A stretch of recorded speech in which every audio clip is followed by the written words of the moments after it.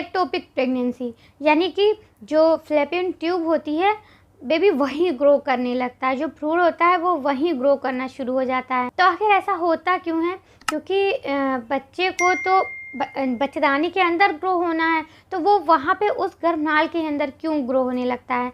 इसका कई कारण होता है, जैसे कि आपको बार-बार अगर इन्फेक्शन होता है, वो इन्फेक्शन वेजाइनल हो सकता है, यूट्रस में इन्फेक्शन हो सकता है, क्योंकि जब इन्फेक्शन लंबे समय तक अगर आपको है, आपने ध्यान नहीं दिया, बार-बार हो रहा है, लंबे समय तक रह रहा है, आप उस पे इतना ध्यान नहीं देती हैं, तो वो इन्फेक्शन धीरे-धीरे बढ़ जाता है और उसकी वजह से बहुत ज़्यादा दिक्कतें क्रिएट होती हैं और आपको कई बार एक्टोपिक प्रेगनेंसी का सामना करना पड़ सकता है। और दूसरा होता है पीआईडी। पीआईडी भी पेल्विक इन्फ्लेमेटरी डिसीज़। इसमें ऐसा होता है कि जो रिप्रोडक्टिव ऑर्गन होते हैं उसमें काफ़ी इन्फ्लेमेशन आ जाता है और इस इन्फ्लेमेशन की वजह से जैसे कि जो गर्भनाल है, फैलोपियन ट्यूब है, वहाँ पे भी इन्फ्लेमेशन आ जाता है। तो जैसे कि ओवरी से एग रिलीज़ हुआ और एग रिलीज़ होकर फैलोपियन ट्यूब में आया, उसके बाद आप रिलेशन में आई और स्पर्म जो है वो एग तक पहुँच गया, उसने फर्टिलाइज़ कर दिया एग को। अब फर्टिलाइजेशन हो गया, जो एग है वो कई सेल्स में डेवलप हुआ, एम्ब्रो बन गया। फिर उसके बाद का जो प्रोसेस होता है कि वो फैलोपियन ट्यूब से सरकते सरकते यूट्रस में आता है, यूट्राइन लाइनिंग से चिपकता है।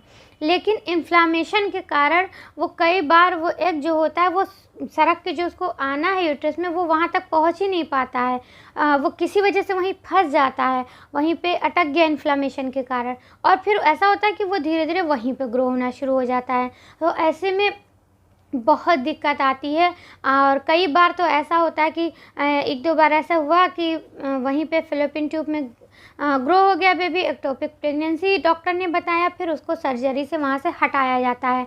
और अगर बार-बार ये प्रोसेस होता है तो फिर कई मामलों में जो फैलोपियन ट्यूब होती है उसको निकालना तक पड़ जाता है। फिर माँ बनने की संभावना, अगर एक फैलोपियन ट्यूब निकल गई तो माँ बनने की संभावना बहुत ही कम हो जाती है।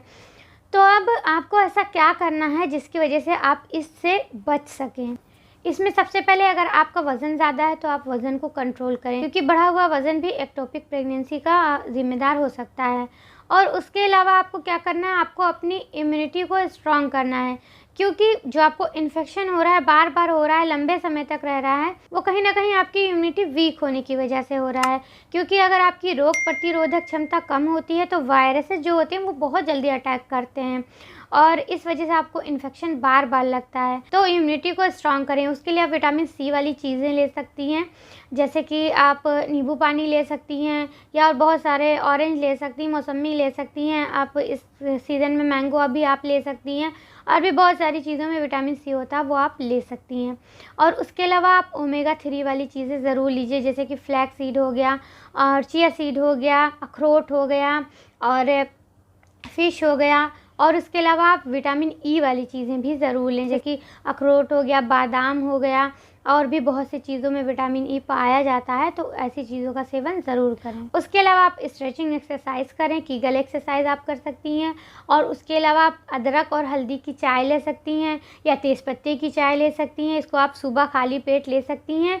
आपको 1 गिलास पानी लेना है और उसको पैन में डाल देना है, उसमें आप 1 इंच का या 1.5 इंच का अदरक का टुकड़ा ले लें और 2 चुटकी हल्दी, हल्दी बहुत ज़्यादा नहीं लेनी है, 2 चुटकी मतलब 1/4 चम्मच हल्दी आपको लेनी है।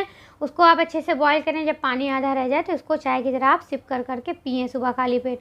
और इसी तरह से आप तेज़पत्ते की चाय भी बना सकती हैं। आपको 1 गिलास पानी में 2 या 3 तेज़पत्ते की पत्तियाँ, अगर बड़ी पत्ती है तो आप 1 ही पत्ती ले लें, अगर छोटी-छोटी हैं तो आप 2 ले लें या बहुत छोटी है 3 ले लें, ऐसे ले सकती हैं।